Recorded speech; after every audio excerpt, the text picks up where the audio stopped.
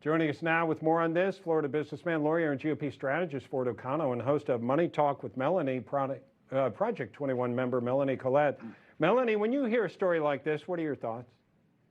I am devastated for that girl. I am. You can't. The words that are in my mouth are not for family television. Right. But I am hot right now. Yeah.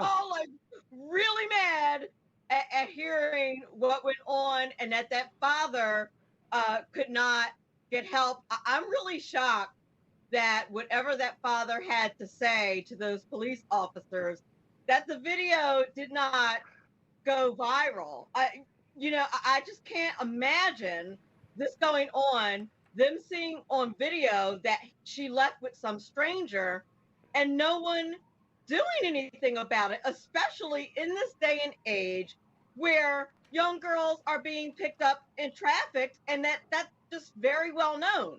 Yes. These days.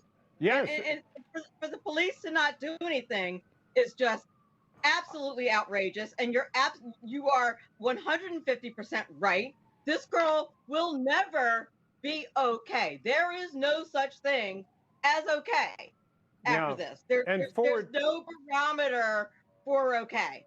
Yeah, Ford, if there was a cop somewhere along the way that decided, oh, this is a runaway situation, I hope he or she consulted the local where these folks were from to see, is there any sign of a domestic problem or any calls at this residence?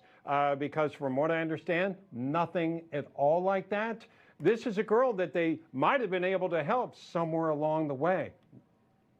Look, the human trafficking is bad enough, but I think what should outrage everyone watching is how slow the arena security was to pick up on this, as well as the DPD, the Dallas Police Department. Having worked in a couple of prosecutors' offices, I will tell you that there is a lot of red tape like this about who's going to file the charges, about when you're going to begin the search, what state law and local law says about what the time is that they're gone. Unfortunately, these are things that all need to be revisited by state legislatures and city councils, and you need to cut through this red tape, because when it comes to human trafficking and how Joe Biden's handled the border, this is only going to get worse, and time is of the essence.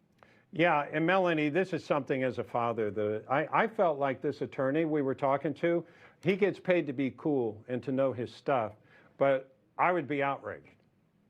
As someone who works with teenagers all day and works with teenage girls and just knows how naive and vulnerable they can be, that's why my ire is up. That's why I'm just so angry, and just know how men can easily manipulate teenage girls. And quiet as it kept, at one time I was a teenage girl. So